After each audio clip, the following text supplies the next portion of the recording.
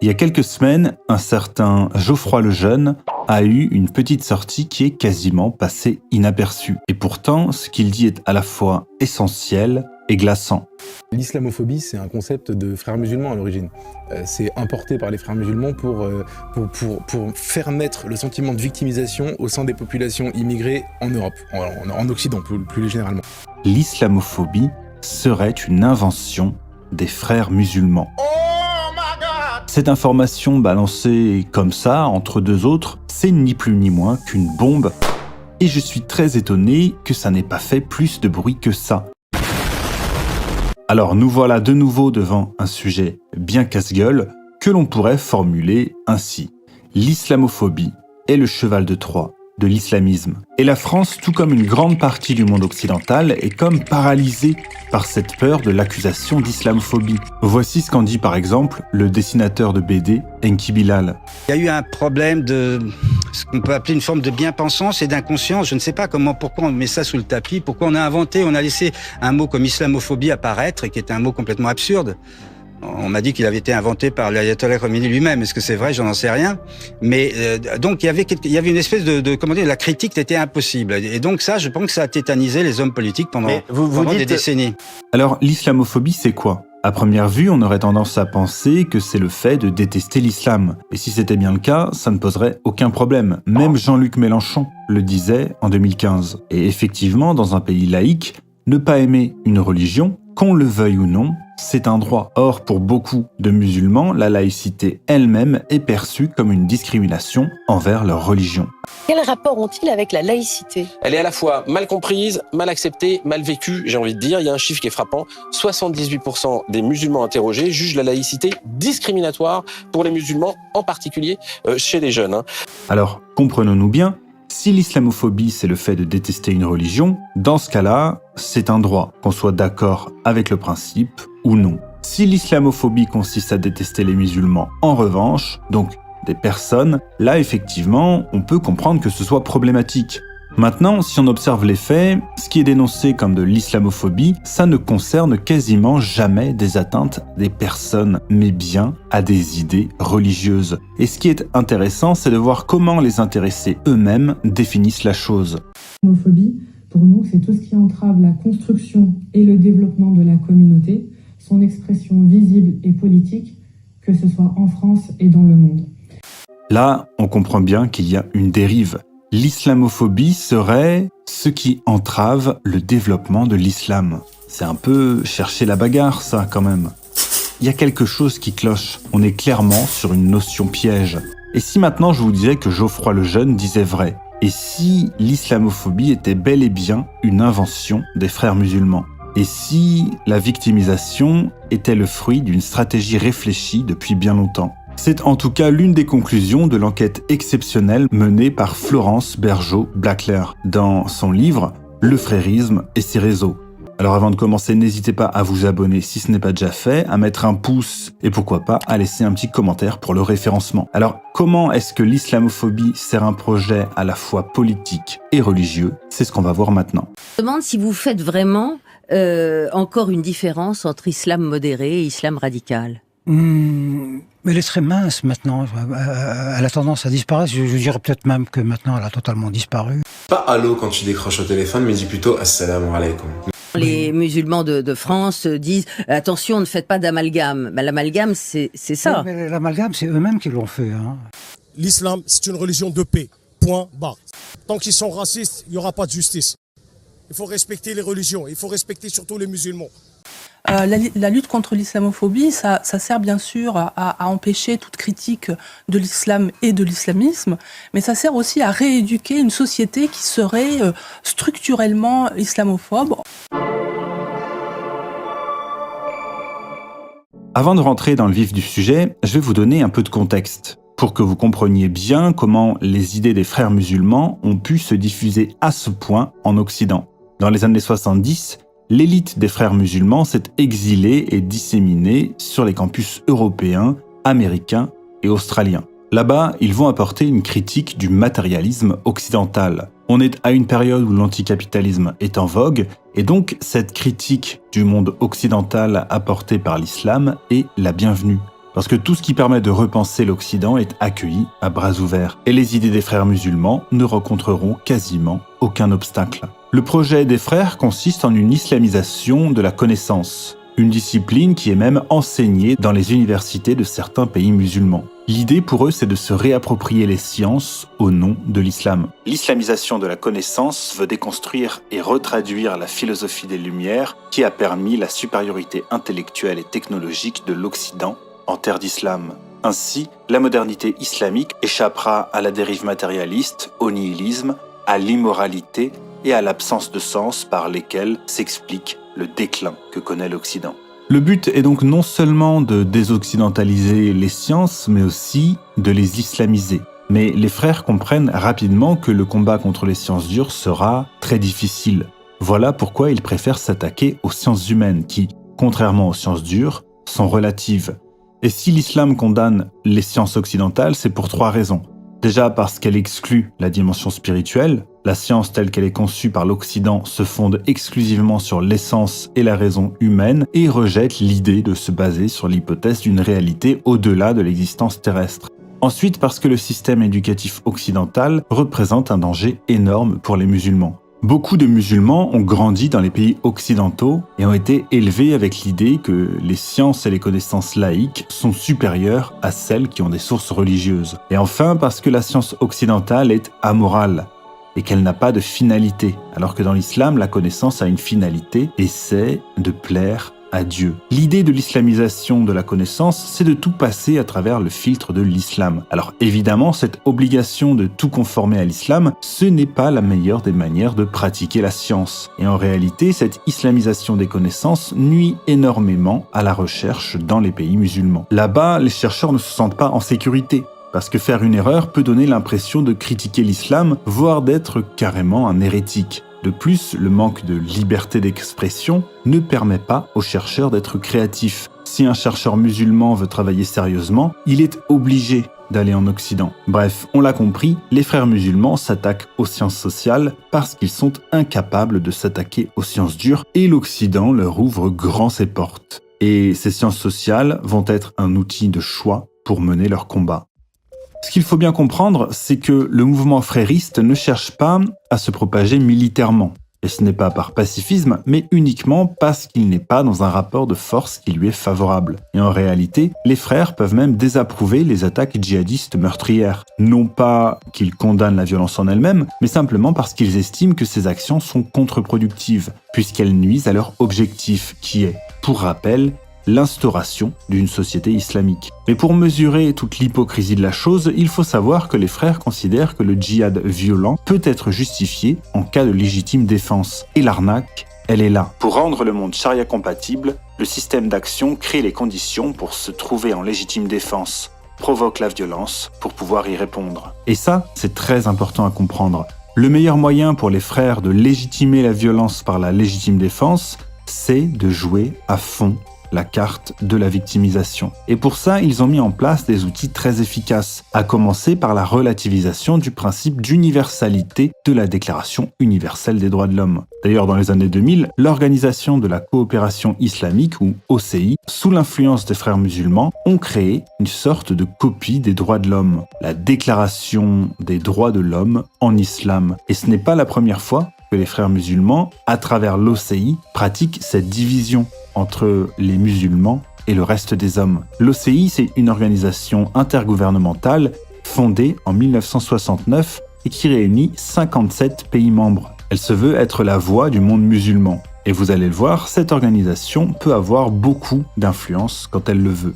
En 1989, sortait le livre « Les versets sataniques » de Salman Rushdie. Dans un chapitre du livre, il est dit que le diable aurait dicté des versets à Mahomet et que ce dernier les copiera puis finira par s'en débarrasser. Le livre est considéré comme blasphématoire et une fatwa est lancée contre Salman Rushdie. D'ailleurs, on parle souvent de ce que Salman Rushdie a subi, mais on oublie souvent de mentionner qu'il n'était pas le seul visé dans cette affaire. Tous ceux qui ont contribué à la diffusion du livre ont été visés. En fait, Rushdie s'en est même sorti beaucoup mieux que certains autres, parce que le traducteur japonais du livre a par exemple été tué, le traducteur italien poignardé, l'éditeur norvégien a échappé à des coups de feu, et un traducteur turc a vu sa chambre d'hôtel incendiée. En 2022, Salman Rushdie subira une nouvelle tentative de meurtre qui lui fera perdre un œil. Et il faut savoir qu'en plus d'avoir blasphémé, Salman Rushdie, c'est aussi un apostat. La sortie de l'islam reste passible de punition. Le débat s'est déplacé. Il ne s'agit plus de savoir si l'islam punit, mais où le croyant sera puni, ici-bas ou dans l'au-delà. Et cette affaire Rushdie va aider à la consolidation de l'OCI qui va se liguer contre lui. En mars 89, les ministres des Affaires étrangères de 40 pays membres vont condamner les versets sataniques en qualifiant son auteur d'hérétique. L'OCI a donc officiellement joué un rôle dans la poursuite de l'écrivain. Même si elle n'a pas appelé directement à son assassinat, elle a largement contribué à la fatwa contre lui. L'objectif de l'OCI, c'est de promouvoir une souveraineté de l'Oumma, donc de la communauté musulmane internationale. Et un de leurs outils pour ça, c'est l'ICESCO, qui fournit un véritable travail de subversion du droit international. Dans un document de l'ICESCO, les frères expliquent que les musulmans ne sont pas assimilables et qu'ils n'apporteront que des problèmes à l'Europe si celle-ci ne prend pas en compte leurs besoins particuliers dus à l'islam. Et clairement, une forme de menace. Ce que les frères exigent, c'est le respect de la sacralité de l'islam par les musulmans bien entendu, mais aussi par les non-musulmans. Et c'est à partir de là que va commencer la promotion de ce concept flou qu'est l'islamophobie. En 2007, l'OCI va créer un observatoire de l'islamophobie et la création de cet observatoire va être justifiée par 4 facteurs qui semblent assez lunaires. La victoire de Trump, le refus de l'immigration, la poussée du populisme et de l'extrême droite et la tendance à proscrire le voile. Ce qui se développe à travers l'OCI, mais aussi à travers d'autres organisations que l'on va voir juste après, c'est le concept d'Euro-Islam. L'idée des frères musulmans, c'est de réformer non pas l'islam, mais le regard des Européens sur l'islam. En clair, ce n'est pas l'islam qui doit s'adapter à l'Europe, mais l'Europe qui doit s'adapter à l'islam. C'est un concept porté notamment par un certain Tariq Ramadan. Et si je vous ai longuement parlé de l'OCI, sachez que ce n'est pas la seule organisation islamique en Europe. Parmi les plus importantes, il y a la FOI, Fédération des organisations islamiques en Europe, fondée en 1989 au moment de l'affaire Salman Rushdie, justement, mais aussi des foulards de Creil, où donc, pour vous la faire courte, cette année-là, dans un collège, 3 élèves refusent d'enlever leur voile et finissent par se faire exclure, qui va déclencher un énorme scandale. Bref, le but de la foi est officiellement de préserver l'identité musulmane et préparer les musulmans à jouer un rôle civilisateur dans les patries européennes. Et l'organisation est toujours restée très évasive sur ses origines, parce qu'à la base, elle vient des frères musulmans. Mais elle va mettre un point d'honneur à brouiller les pistes, jusqu'au 29 janvier 2017, date à laquelle un journal égyptien a rapporté que les membres de la foi avaient voté la séparation officielle d'avec les frères musulmans. En 1996, la foi crée le FEMISO, une organisation qui pour le coup nie catégoriquement ses liens avec les frères musulmans, bien qu'elle en partage à la fois l'idéologie et le vocabulaire. Et le FEMISO va faire de la lutte contre l'islamophobie son cheval de bataille. La lutte contre l'islamophobie est le prétexte de son activisme politique. Elle sert à justifier ses actions du point de vue des valeurs et sert de bouclier victimaire chaque fois que ses activités politiques religieuses sont dénoncées. En fait, les frères musulmans ont compris assez vite le pouvoir du victimisme pour faire plier les démocraties occidentales. Je définis ici le victimisme comme l'art de susciter une émotion collective de soutien d'un groupe désigné comme victime pour obtenir de son prédateur, réel ou supposé, davantage unilatéral, souvent au prétexte de réparation. À noter que le FEMISO est soutenu financièrement par l'Union européenne. L'islamophobie, c'est une notion extrêmement floue et imprécise. Et si elle est fréquemment utilisée, c'est pour 2 raisons. D'une part, l'instauration d'un délit de blasphème et d'autre part, l'affirmation de l'identité musulmane à travers la Oumma. Après l'affaire Salman Rushdie, on a considéré que l'offense avait été faite aux musulmans. Il n'était pas question de race ou de groupes ethniques. On n'a pas dit que des Asiatiques ou des Arabes ou des Maghrébins avaient été offensés, mais bien que ce sont les musulmans qui avaient été offensés. De là est née l'idée qu'il existerait une discrimination spécifique aux musulmans. Jusque-là n'était considérée comme base de discrimination que la couleur de la peau ou la race. Depuis, la culture, la langue, les coutumes ou la religion peuvent également être considérées comme base de discrimination. Progressivement, on commence à considérer que le problème de la discrimination ne peut pas être résolu par une participation démocratique de masse, mais plutôt par l'intervention ciblée de leaders d'opinion, d'influenceurs et de médias. L'idée, c'est de changer le regard que l'on pose sur l'islam plutôt que de toucher aux pratiques de l'islam elle-même. Ce n'est pas à l'islam de s'adapter à l'Europe, mais bien à l'Europe de s'adapter à l'islam. Mais penchons-nous du côté de la définition officielle de l'islamophobie. Selon l'ONU, qui a repris en 2008 la définition de la CBMI, l'islamophobie désigne une hostilité et une crainte sans fondement envers l'islam, et par conséquent, une crainte et aversion envers tous les musulmans ou la majorité d'entre eux. Et ça, en réalité, c'est extrêmement problématique et flou, notamment parce que c'est une vision totalisante. Tout peut être considéré comme islamophobe. Le musulman est susceptible de connaître l'islamophobie dans tous les gestes de sa vie. Et ça, pour les musulmans, ça crée un rapport au monde très anxiogène. Parce que ça veut dire que celui qui n'aime pas une partie ou une proposition de l'islam est, si on en suit cette définition, islamophobe. Ce qu'une telle définition de l'islamophobie pousse à faire, c'est d'accepter l'islam dans son intégralité, sous menace d'être accusé d'islamophobie. Voyez un peu comme c'est vicieux. Le glissement qui s'opère entre la protection d'une communauté et l'imposition forcée de la vision du monde de cette communauté au reste du monde. Et si ce concept d'islamophobie fonctionne aussi bien, c'est parce qu'il amalgame le rejet de l'islam et le rejet des musulmans. Donc d'un côté le rejet d'une idée et de l'autre le rejet d'individus. Et ça, c'est un tour de passe-passe assez exceptionnel.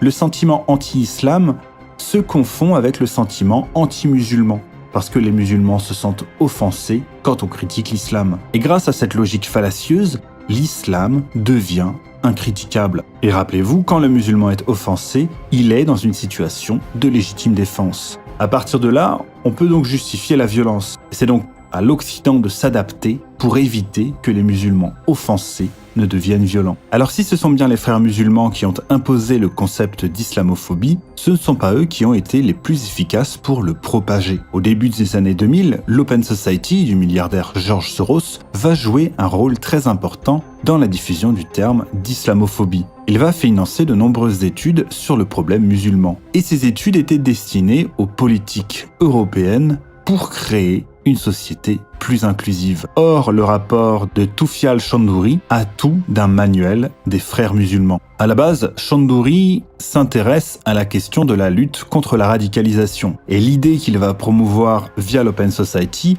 c'est que si les musulmans ne coopèrent pas plus contre l'islamisme, c'est parce que les forces de police antiterroristes ne seraient pas dignes de confiance. Sa solution va donc consister à donner plus d'autonomie politique aux musulmans. En clair, c'est exactement ce que veulent les frères musulmans. Donc, sous prétexte de lutte contre la radicalisation, on va promouvoir l'éducation non mixte, faciliter les pratiques islamiques dans l'espace public, autoriser le port de vêtements religieux et surtout, favoriser les autorités religieuses qui seraient les seules à même d'encourager les musulmans à affronter les groupes extrémistes. Et ça, c'est la révélation la plus terrible qui soit, parce que ça veut dire que le terrorisme et la violence font bel et bien avancer l'agenda islamiste.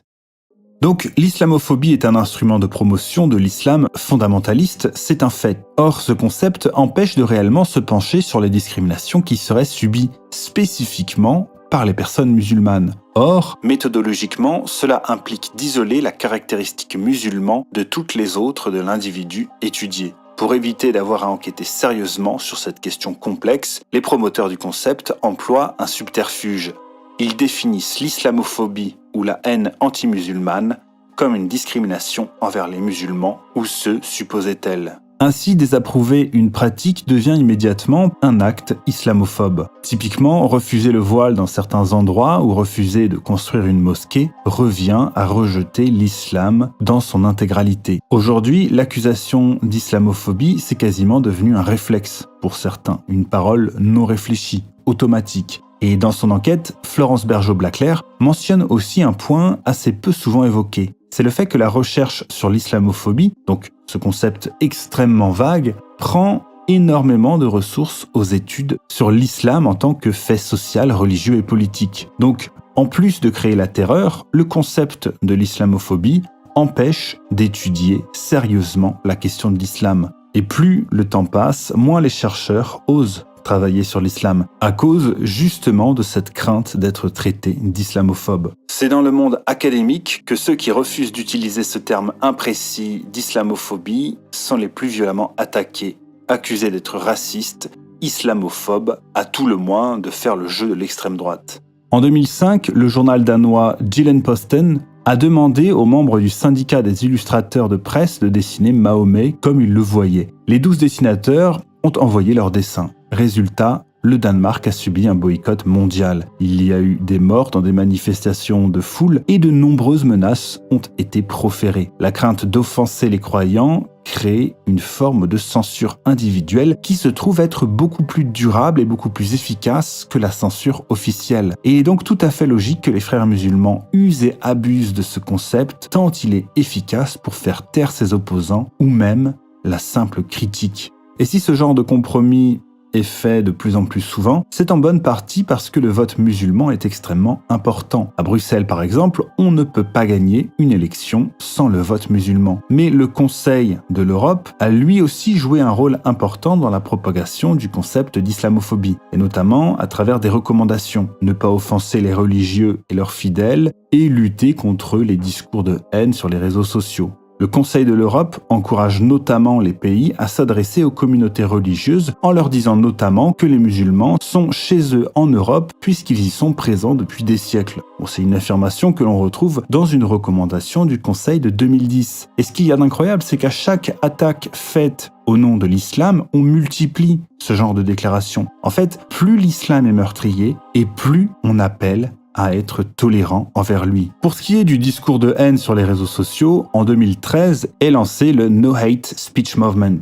Parmi les organismes qui luttent contre la haine en ligne, on retrouve le Femiso, une association dont je vous ai parlé en début de vidéo. Voici ce que le Conseil de l'Europe définit comme le discours de haine. Toutes les formes d'expression qui propagent, incitent, promeuvent ou justifient la haine raciale, la xénophobie, l'antisémitisme ou d'autres formes de haine fondées sur l'intolérance, y compris l'intolérance exprimée par le nationalisme agressif et l'ethnocentrisme, discrimination et hostilité envers les minorités, les migrants ou les personnes d'origine immigrée. Depuis 2014, l'islamophobie est même officiellement reconnue comme une forme de racisme, ce qui oblige donc l'Union européenne à prendre des mesures à son encontre. Le 21 septembre est même la journée d'action contre l'islamophobie et l'intolérance religieuse. Le 28 octobre 2021 a d'ailleurs été lancée une campagne anti-discrimination sur Twitter. L'idée, c'était de banaliser le port du hijab, de lutter pour qu'il soit considéré comme un simple vêtement. Évidemment, beaucoup ont relevé déjà à l'époque que dans certains pays musulmans, ne pas porter le hijab pouvait conduire une femme à être violée, brûlée ou tuée. La campagne disait reposer sur les conclusions d'un rapport de l'ONU qui s'appelait « La liberté de religion et de conviction sur la haine anti-musulmane et l'islamophobie ». Ce rapport parlait d'une augmentation des actes anti-musulmans et tout particulièrement à l'encontre des femmes. Mais en y regardant de plus près, Bergeau-Blaclair s'est aperçu que ces recommandations de l'ONU venaient en fait